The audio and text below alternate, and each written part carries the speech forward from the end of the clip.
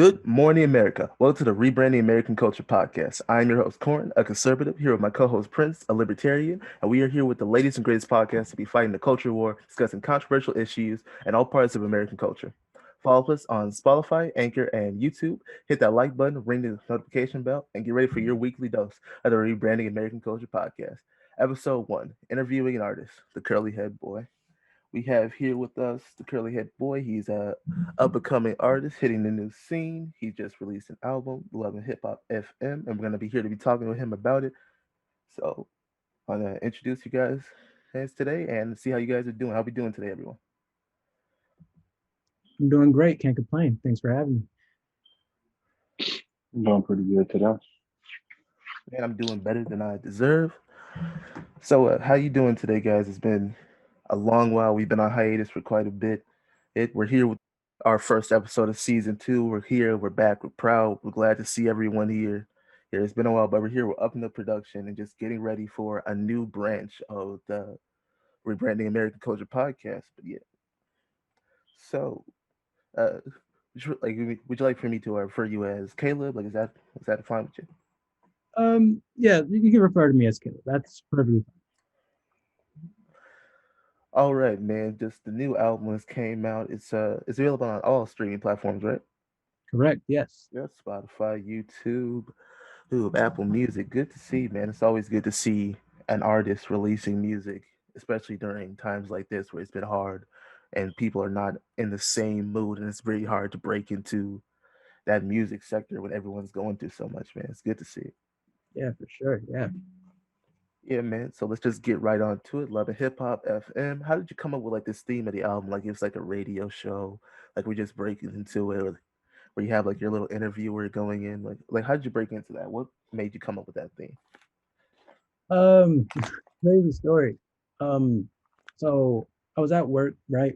Headphones blaring or whatever, and the song comes on. Um, and the song was I don't know if you're familiar with an artist by the name of Ryan Trek. I haven't heard Um, of that artist before. but I he released a have. song called So What? I have. Yeah. So he released a song called Mutual Butterflies. And in the beginning, it's a whole radio snippet. And that specific song made me say, you know what? Why not expand the idea? Why not make it an album? You know?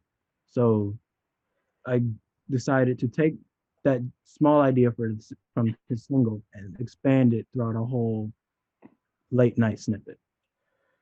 Man, that's quite the story, man. Just coming up. I know, like personally, like me as a producer, someone who makes music, it's been really hard for me to come up with music, and I'm still just waiting on that right idea to come up with my first song to release. And so, like, I think that's a good question. You've released several pieces of music, several albums, I'd say.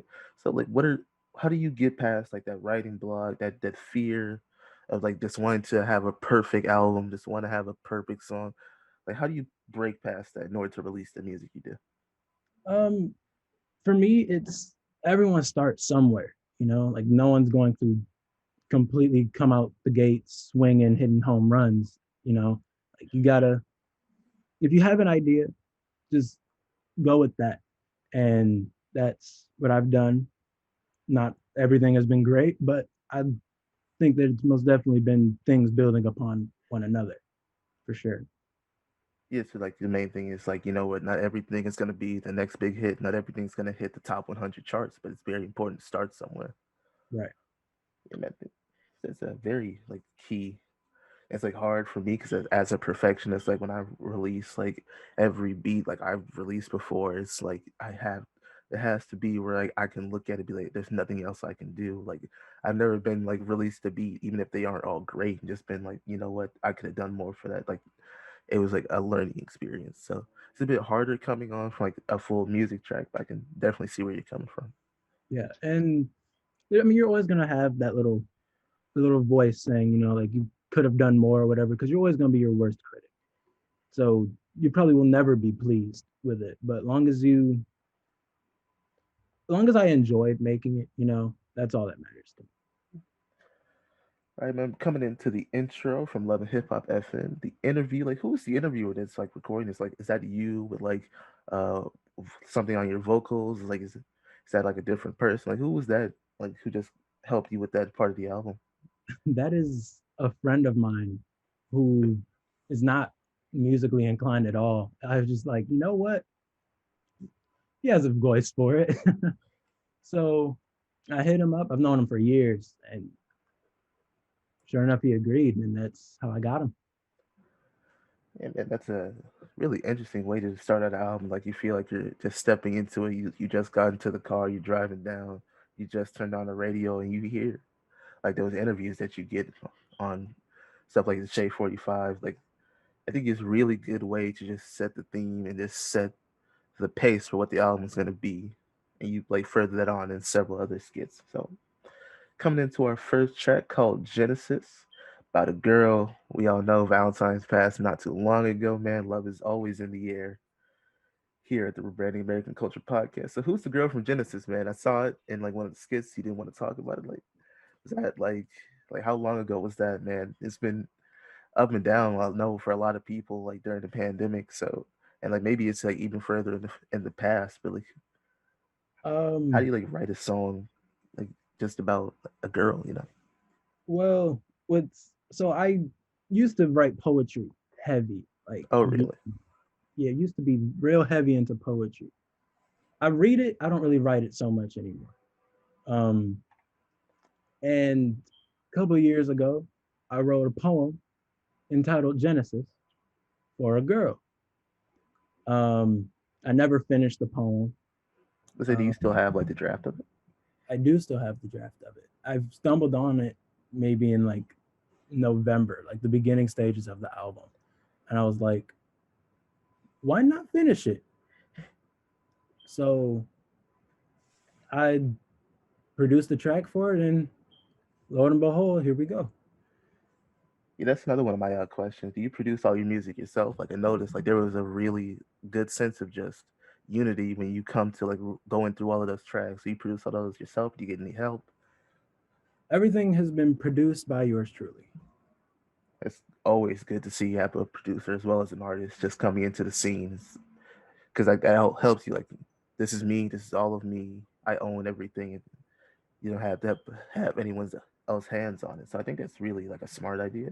That's something I'm like looking forward to because I'm more musically inclined in terms of like putting things together. But like what's your like main influence for the beat choices of the album? Just Um, briefly before we get into each track by track. some influences. Uh, let's see. Um, I don't know. There's a lot of this. There was a lot. Let's see. Mac Ayres was one. Mac Miller was another one. Um, So you got Kimani here. He's a big Mac Miller fan. So always good to see. yes. Rest in peace, Mac Miller. Rest in peace. Um, those are two people that came from the top of my head. Don't want to spend too much time on that, considering there's a whole track list. But those were the two people for sure played a big role in this, Uh, and Ryan Trey himself, of course. so we have a line from Genesis here. It says, "Thoughts of you, baby, drive me crazy." What do you mean by that? So the chorus, those lines specifically, those derived from the poem that I wrote. Um, this she was probably like the first for real crush I've ever really had, Oh and man, we know what that first crush is like. Hit oh your yeah, heart. Yeah. um, you've always had like little like small little crushes in there, but this one like was like for real head over heels for it. And This was the first one that meant something. So you yeah, find a future with. um, so yeah, it was just she was always on my mind. Didn't work out though, did it? Unfortunately, no. Oh man, not everything works out, man. But you know, you're releasing all these albums, next thing you know, um, you might have a group of chasers around you. yeah, funny fact. Um, I released a song called Broken. Um, Broken is also about the same person. Only from like the title, you just tell like that's a lot of emotional, just energy that's in it. Like that's one of like the main things I could tell from like the music of the album. It's very emotional. You can you can feel the each like just the sound of your voice or just the choice of the beat and how it just influences everything because there's a lot of emotion behind it. Yes, yes, most definitely. Thank you. Yep, coming up to the next track, we have Classy. See, man, so had another line here. Here, very interesting one. There's nothing wrong with being nasty. Where'd that line come from? Um, just it was basically putting the idea into lamest terms of just like on social media we see all these things being glorified and showed like girls have naked just for clout and all of that. And I'm saying that that's perfectly fine, but not the whole world To has keep to it see it. classy. Yeah. Right. Get classy. Yeah, that brings me into the interview. You really transferred into that nicely, where you have the music coming in to the next track. That way, it feels like you're really just feeling that radio show effect. Like it's not just song break, it's next skit. Like you did a really good job with that. So I want to compliment that. Thank I you. think I want to talk a little bit about just some like because you say your genres are like things like hip hop, R&B, stuff like that. Mhm. I want to talk about just like the like not R&B, but just the hip hop rap culture, like of men and women. Like you briefly touched on that in the interview, but like we have like our young men here. You're talking about a lot of like the street stuff, showing off money and weapons, and then we have like a lot of our women here, who, and like in my opinion, like are doing like some demoralizing things by showing themselves off so much. But like how do you feel like that's influencing like your music, the culture around this, like, what do you think that's like? Not even just the culture around us, but just like worldly culture, because we have hip hop being the most grossing things production and genre of like all time right now. So, like, how does that make you like feel? How does that influence you? Like, what do you see? Yeah, man. I don't know. I feel like people are stepping into hip hop for the wrong reason. Like I just remember looking at the people I grew up like watching and listening to, where they would just rap for the love of rap, not to show off violence, glorify violence, Yeah. or to come together. And I don't know, man. It's You just say like it brings brought a lot more unity. Well, nowadays it seems like it's bringing like even more just a disparity in just like how we can feel about certain artists. Like you see so much beef going on, you just like we don't see the same amount of unity and just respect for the artists, and it's just so wrapped up in this street culture that I think has done a negative influence towards the black community. So yes, for sure, for sure. yeah, yeah, I think that's like I think it was very good to touch on that. Like you clarified, and I think we should like clarify in here that you weren't trying to be shameful. We understand the beauty of the sexuality of young women, and like we're not saying that that's something wrong with that, but we just agree. I think we can say that we find common ground in saying that maybe we should tone that down. Maybe that's not something for everyone has to see. Right, right, right, right. Like if you want to do that, I'm not shaming you for wanting to do that. I just think if we have this woman who wants to show her body, but we have another woman getting full rides to Harvard, maybe we should show her some attention as well. Yeah, like perhaps we should like it's nothing wrong with that. We're not gonna like shame you. We're not gonna try to like get your stuff taken down. That's you. That's your body. That's beautiful. But I think like especially in our community, we're not seeing as much emphasis on the Harvard student. We're not seeing as much influence on like disengaging from the entertainment, our athletes, our artists, our entertainers. We're seeing a lot of that, but we're not seeing a lot of those blue and white collar jobs. We're not seeing the people who are on the ground working with people. Like it's always like the famous. We're not seeing those chunks. Right, right.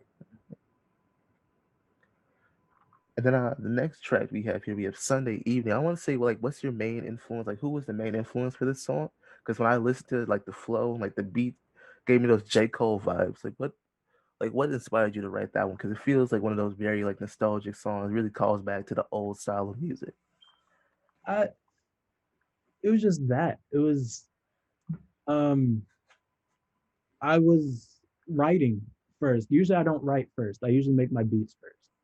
Um, but I was just writing, and I was real reminiscent, because one of the people I touched on in there also touched on the last track. Was on my mind heavy during the creation of this album, and I was just in a headspace of just looking back on all the times I had with this person, him with my family, and all of that. So I was just writing, and I figured, why not put it on the album? Yeah, what would you say your childhood was like? Like, were you always like really into music? Did you have like a different path? Like how did that like influence you growing up into being the person you are now, making music, like having these morals? And like I think it's very important that we talk about that, like because everyone had like that different experience, which might have led to how they started making content. Yeah, sure. See, I was introduced to a piano before I could even walk. It was at my aunt's, and I was at my aunt's often because she was like right around the corner from me. um, so I was playing, well, banging on it, making the best sounds I could make, and the Oh yes, encouragement from family was all I really needed. yeah. Did you like play in like your local church? Like, did you like have any experience where you started to like make music? Was it just you had like this opportunity to get involved in music? Because I think that's what separates a lot of people. We have some people who were like just introduced really early. Like I know for me, I was introduced to guitar very late. Like I was interested in it when I started my guitar class in sophomore year. So I think you can really see like a difference in just production and like musical influence when we have them introducing young and old. Yes, yeah, for sure.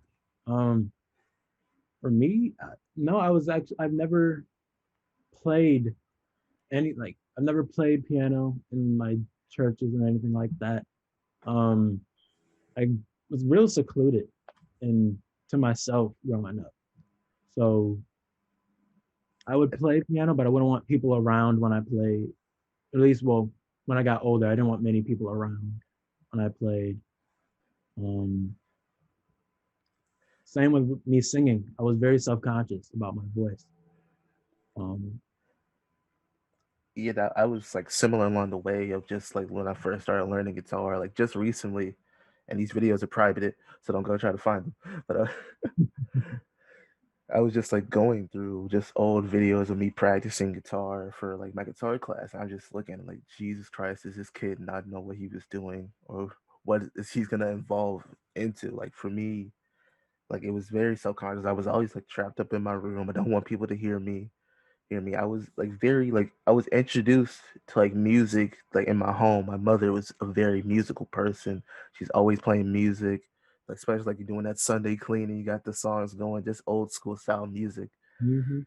Music and just I was really into singing when I was very young. I never like pursued it. I wasn't like I don't know about like your experience. Like did you like join like choir or anything when you were in school? 'Cause I remember back when I was like in middle school, elementary school, we had to take different types of just specialties, and I took choir, and I hated it. I just disliked the feeling of being in the choir. It felt like it just felt like everything was just mushing together.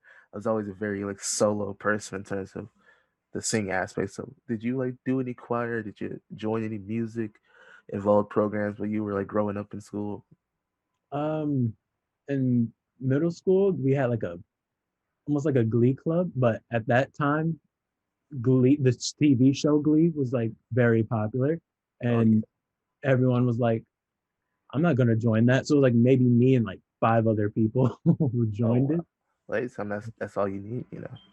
It was until those other people were like, "Oh, we're only gonna have small numbers. I'm not gonna show up," which Oh wow. in the end just completely ruined the program. So I was Yeah. in sixth grade. That was the only time I had it. Um, and then I got to high school, and all 4 years of high school been in the choir there. Yeah, it's really hard to just get that off the ground when you don't have that large support. Like who's been like your main support in terms of just making music? Like who like have you had like friends like your family, like, or like is it just been you just being very motivated? Like who's been your main influence in terms of like how are you gonna stay motivated in terms of making music? Um, my grandfather was probably my, well, not was, he is my biggest motivation. Well, rest in peace to him. But he would scrape all the money he had. He got me my first guitar, even though I to this day still can't play worth a lick. He got me, I mean, hey, it's um, a journey, man. yeah. Um, he got the piano I used to play on all the time tuned all the time. He would just he fed in to my to what I wanted, to what I felt like I needed, and that's just the promise I made him when I was young. Like You're gonna do something with it. I'm gonna get somewhere with this. What you're doing is not gonna be in vain. Yeah, like for me, like my main influence, and rest in peace to him, it was my uncle. Like every time we would get onto the phone, or he would just see walk into the house, into my house, and see me, be like, what are you doing? You busy being a rock star? Like every time, like he saw me with the guitar, it was just just influential in terms of just that one person specifically who's always giving you that confidence, that boosted confidence, that reason for you to keep pushing on. Because learning an instrument and just like making it to the point where you can actually write songs is just such a difficult task. So I think it's very important to like have that person or find that person. So it's Yeah. always good to see. Yeah. Coming on, you had your big hit single "Late Night." What made you like release that as a single? Like, how did that influence you in terms of like creating each track? Was that just a song you picked out, or you already had tracks available, or was that just the first track you made? Like, what was the step by step in terms of you producing that track to now having Love and Hip Hop out? Um, I didn't plan on people actually liking late night like that. Like I Really? I wrote it for I wrote it for a girl, okay? um I mean, everyone has had their influences. eh, um I wrote it for a girl. It was my I produced it, wrote it, all of that. I kind of just did it for fun and I put it out and I was like, huh, it's received pretty well. And just listening back to late night, I was like,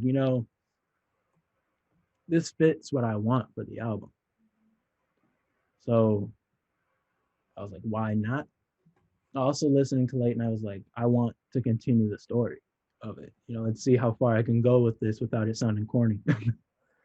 Yeah, man, when you're writing songs about like just those female influences, it can definitely get corny really quickly. But I think you did manage to create a story and to create a flow of we're seeing like these different tracks like Late Night and Genesis, just seeing like how it has like evolved in terms of you being a part of like that romantic scene, just trying to find like, are you in a relationship now? Like if we're I not like encroaching too much.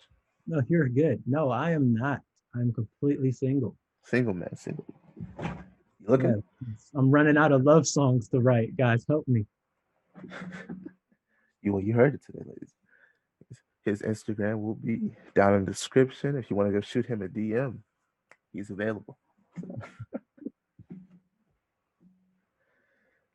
Next, we have the track Euphoria, and like that. What really like interested me was just the story of just like we have like our young men and women, and I think we can notice now, especially like statistically speaking, just we're getting like married later. We're not having as many children. And like, what really interests me, like, how do you feel? Like, what are your dating morals? Like, what makes you fall in love with someone? Like, what do you currently feel about? And like, terms like culturally, we have this big rift between men and women. Like, how do you feel? Like, how is that like influence your music? And like, feels like you were like talking to that parent. Like, do you see yourself as a person to like stand up, like that people should look up to in terms of relationships? And like, do you plan on like making more music, just sort of tapping into that, even if it was unintentional? It was completely unintentional. I don't know. I've never even looked at it that way. Wow. Um, I mean, when it comes to like just the divide of men and women, is we're so quick to point at each other's flaws, and like there's no such thing as the perfect being. It doesn't exist, you know. And Yeah. I feel like, especially with social media, it's like I'm almost scrolling to try to find whoever that perfect person is, and like you're not gonna find it. So then we get in these relationships thinking that we found it, realize that is not it, and we don't know how to handle it. Like you're projecting like an image of that person, like you see them, but you're like projecting the ideal person onto them, and then before you know it, after you've gotten out of that puppy love, that quick stage of just really hot and fast fire dopamine, you're like, well, who is this person? Like, what did I step myself into? I think we see that a lot. Like a lot of people are having those relationships that are very short Yeah, because of that. for sure. And we just don't, as a whole, we don't know how to communicate anymore. So when we do, excuse me, get to the end of that dopamine, like you said, and you get to the reality of the relationship, like this is the meat. This is what you really got yourself into. Yeah, he was here for the long run. We don't know how to handle it. We're like, I thought everything was going to be sunshines and rainbows, but what is this? You know? Yeah, like in all actuality, I think a lot of people don't realize is that like human beings are like very flawed. Like it's very hard for us to change, and we've been changing for thousands of years. But for the most part, we're very similar to our past ancestors, and it's just very hard for us to just get past that feeling of just, all right, this is the person I see, this person I want to be with. She's like this, he's like this, they're like this, and then eventually, like you have to peel back that ideal, or else it's just going to lead to a toxic relationship because everyone has flaws, everyone has things that make them tick, what makes them feel a certain way. I think that's very important that we talk about that, especially in like our culture now, where we have like how do you like feel about like the hookup culture now?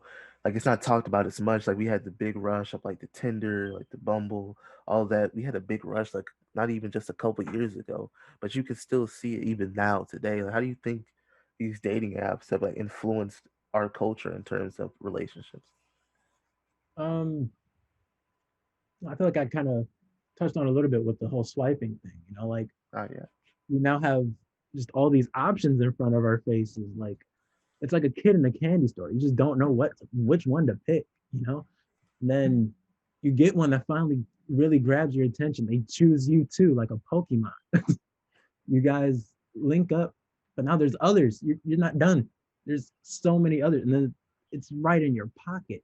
Yeah, you're like you're not going out and trying to find that person that not even like it's not settling, but just find that person where you can just know that like this is here, this is real.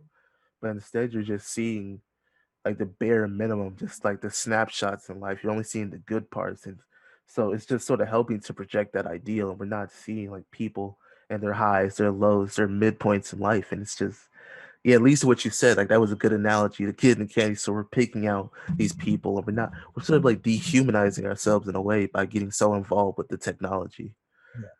Well, I feel what we should do is we should make a dating app, continue this. However, post all your, like, I'm not saying your worst pictures, but no makeup or anything. Okay. Like if you're like me with poofy hair, take a selfie just waking up. Okay. Or Yeah, I just saw a well, post about that. How people think curly hair always looks to how it looks when you first wake up. yeah, I don't always look like this. I be looking like Mr. T in the head, just straight mohawk when I wake up. Or show me all you women wear your bonnets in your Hey picture. man, Like show me you, and I guarantee you, the nothing people wrong who with the bonnet. right, nothing wrong at all. But I guarantee you, the people who swipe up on you or swipe right or however this app would work, they're like legitimately interested. Like they're here like so I think like what we're doing is now like you hear like about like all these stories like oh this girl looks or this guy looks completely different than the picture. Well yeah, you're just only seeing them at like the topmost. Like we have all these filters, we have all of like these like we have like the makeup, we have like all these filters, like you're only seeing that person when they've been tweaked and edited to be their best selves. So I think you definitely have something there. I think it's gonna be hard to get people to jump onto it because we're so used to hiding behind those filters. So what? I said I think it's gonna be hard to get people to jump onto like the trend because like it's very hard. Like we don't see people like because we hide behind the filters often. Even like we see those hashtag no filter challenges, it's still you. You've like cleaned like your face. You've done like this whole skincare routine. You've basically tried to make yourself the most optimal as possible. Use the best angle to still get that feeling of just a better than average being. Right. Coming on to our next album, I think we have Kimani here. I think he's gonna be able to relate to this question. Have you ever been Mr. Celia Girl? If I was, never intentional. If it was never intentional. Um, Now I have had like friends who would be like, "Oh, I was into this girl, but they weren't into me because they were into you," and I'd be like, "What?" But when it comes to like me, like I I see you digging her, but I want her. I don't think I've ever consciously done that. These light skins got to be careful with them. You never know, ladies and gentlemen, they're dangerous.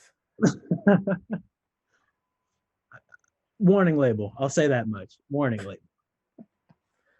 Yeah, Kimani, Yeah, you were laughing about that earlier. I've done it once, but it wasn't like I was like, I'm coming out here to come and take your chick. It didn't happen. It just happened that like they said, I'm feeling her, and I just happened to like be around, and I don't know how, but I just ended up either she got my number or I got hers, and that's just how that went down. I don't remember how it happened. I'm like, I do not remember how. I just remember being on the phone with her a few days, or probably the day of later. We just up at one. Like I didn't know I didn't know how it worked, and Did then they just three different people came and it's like, oh yes, this is happening, and I didn't know. Somebody say he doesn't waste time. Look at him flexing. That's pretty boy privilege right there. But I didn't try it. I wasn't trying. Like I was junior. Like I came to her like, oh yeah, this gonna be this gonna be a friend right here. I do And not want no, to that's hear not that. what happened. That's not what happened. You see, listen, fellas, if you got short hair, ditch it. Get the long hair. I think we can tell, just like Kimani here. I can't tell you how many times that I've walked past this man, especially when we were in high school, and I see girls playing his hair and they love it. We used to think that long hair was just emasculine, but look at us now. Oh, especially if we put in a bun or a pony. Oh man. Oh man. I'm late to that trend. I'm gonna have to catch up on that one. My God, I think Kimani, I think you've actually been take your girl where like I've been hanging out with you and I go to like talk to a girl before and like they dodge me, but they end up like looking at you, like trying to That Ouch. happened. That happened. Ouch. if it has, it's been a while. I don't remember that ever happening with you specifically. I don't think so. Say if it did, I probably didn't imagine it. I mean mention it. No, I think it. No, it only happened like once or twice. I do believe Don't for hang me. out with pretty friends when you're trying to talk to them. Mm. Mm.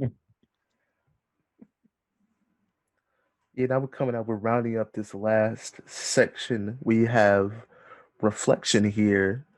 Here, last track of the album, last big track, man. How do you feel like what is like how do you reflect like you've released the album, you're getting like the first like couple days so up to a week of just seeing like how it's doing, like how do you feel after releasing the album and what are your big plans for the future?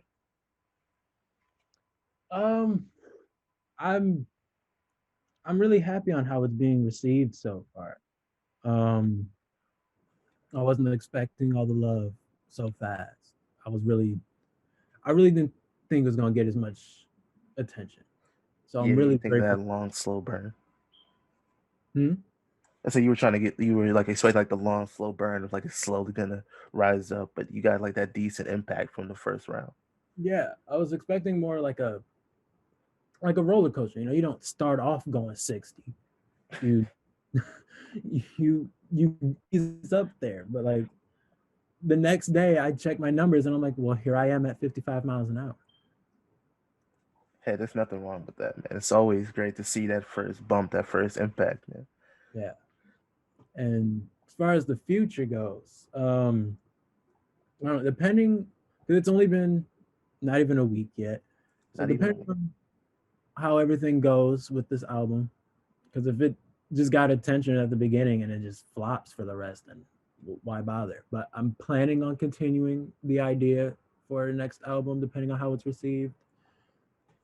Um, Are you working on like any like that first like album single? Like thing like that's very important in terms of me. Like when I listen to music and like after I get done with the artist album, I'm always waiting to see like what's that next single they're releasing that's gonna set the tone for the next era of their music.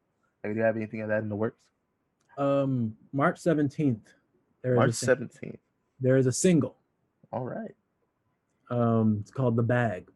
I'm not going to give any information about it, but watch out for that.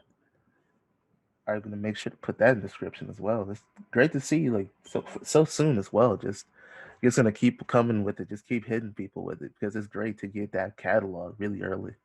Yeah. And the beginning of late Love and Hip Hop FM, um, it introduces the idea of a curly head Wednesday, um, which I plan on continuing every month. So every third Wednesday, something will be releasing, whether it's a single, an EP, an album. I'll never say, well, I said it this time, but I'll never say what it is, but just know the third Wednesday of every month, something is coming. Kimani, when's the single coming up? We're waiting for you to obviously April speak it. 8th. Don't Hey, don't drop my birthday out there.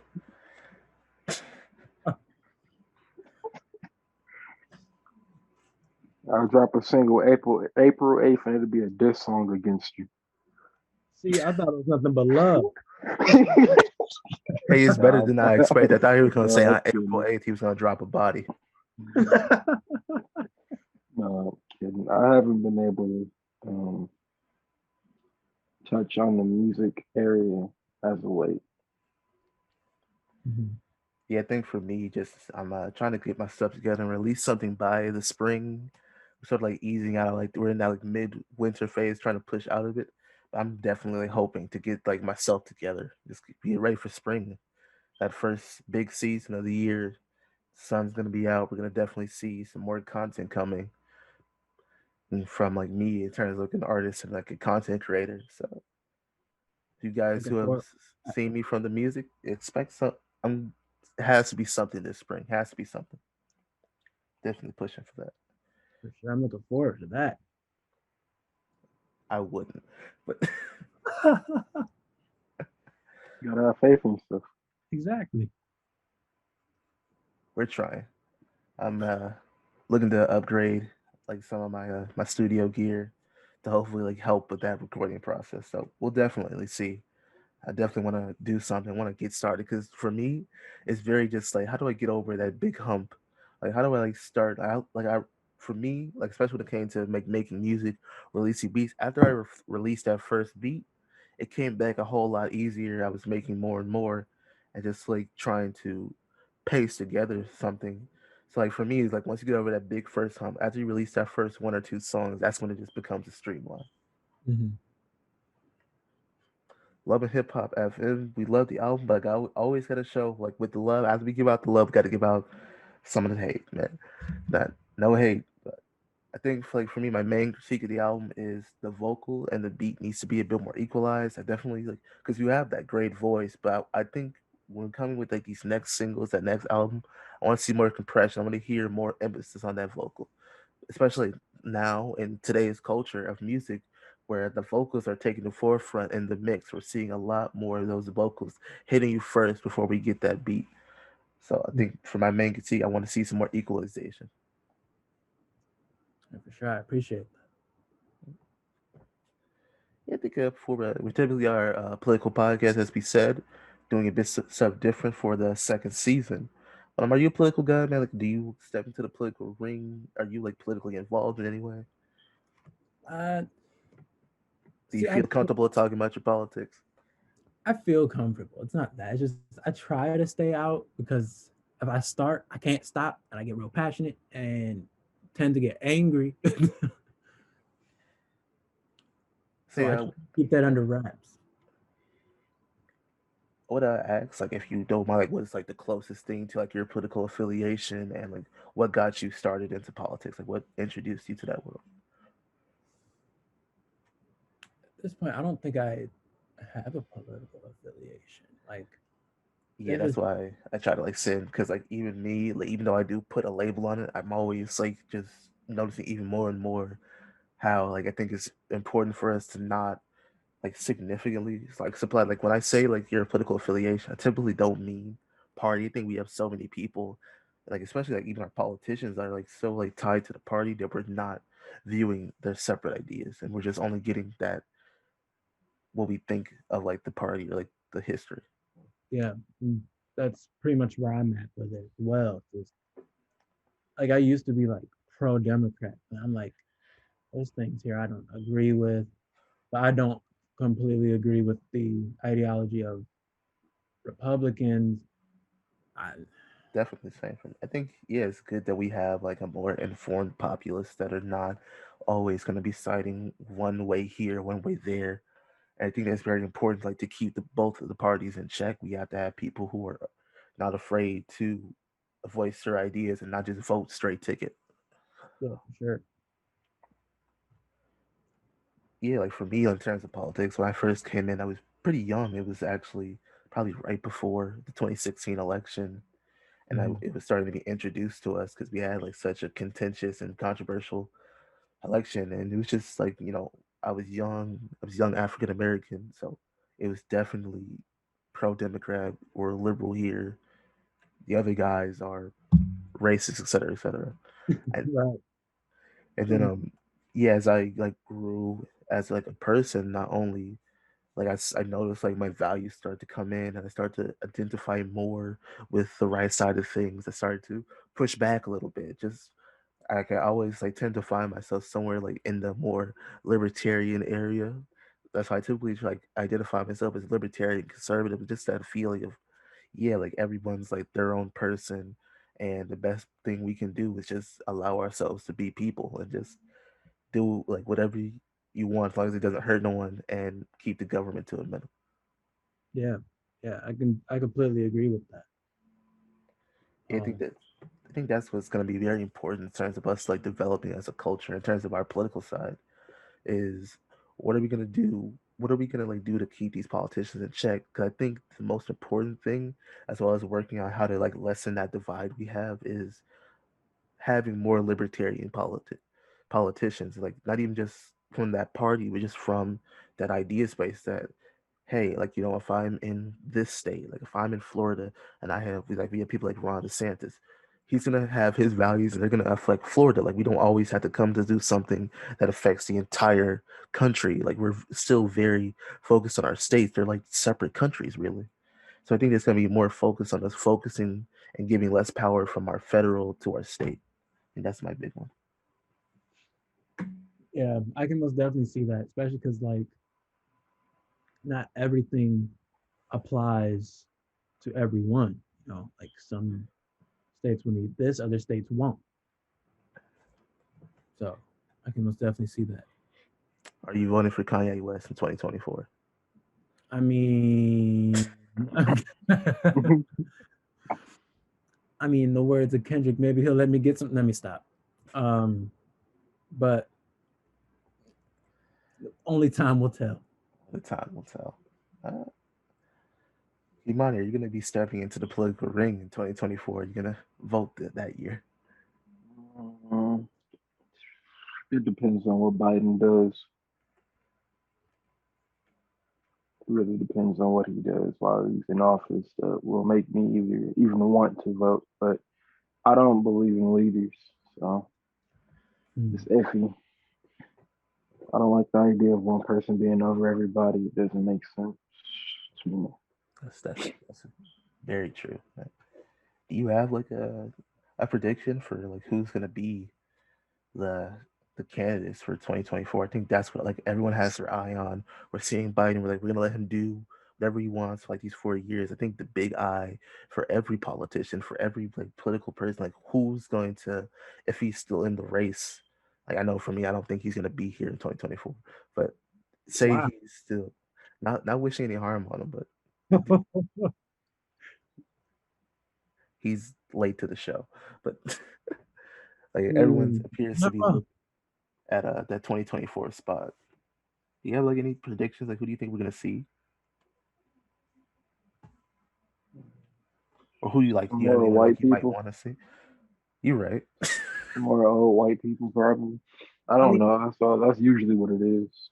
We're seeing like a lot more like younger politicians. Like, I'm not exactly sure. Like, I know like there was a bit of a surge in like the Democrat side, like maybe in 2016. But I think like for me, as someone who's gonna be voting a lot more independent or conservative, we see a lot more people. We see people like Josh Hawley, the youngest congressman to ever be elected. He came conservative. And we see a lot more of the younger side of politicians speaking up, fighting for against that the organization of the like the main collective of like their parties and being more grassroots and independent. So I think we're gonna see a lot younger and newer ideas coming in 2022 and 2024.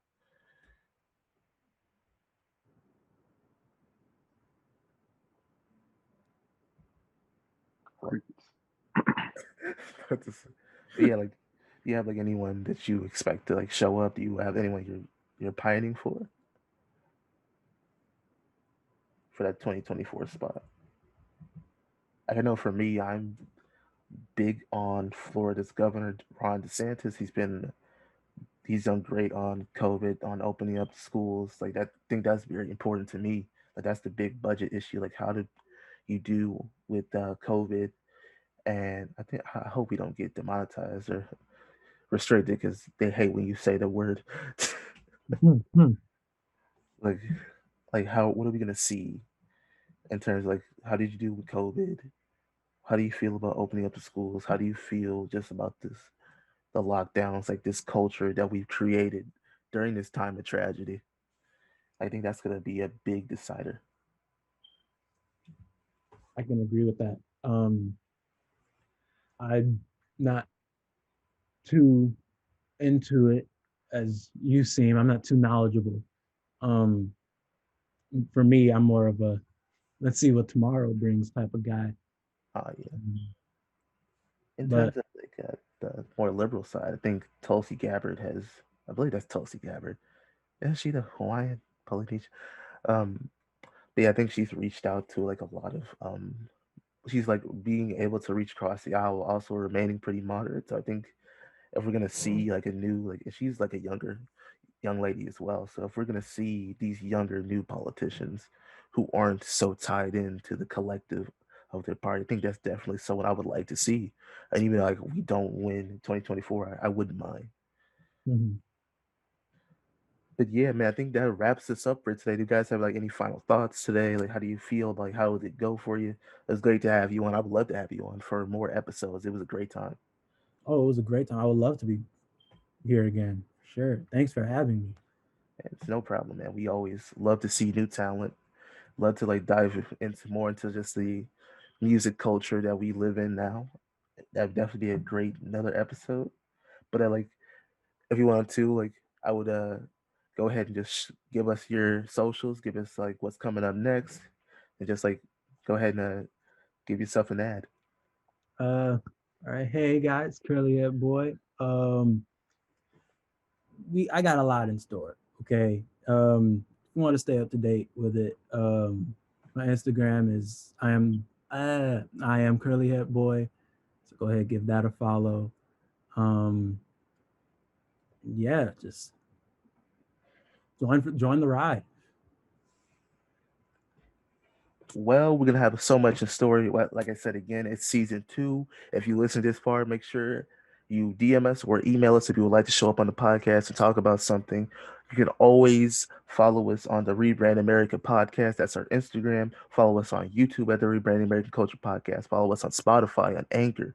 We're always creating some new content for you guys. We're always looking forward to push forward toward the future. We appreciate you guys so much. I want to thank you guys for watching so much. Make sure to subscribe, hit the like button, follow us on our socials and Spotify, and be prepared.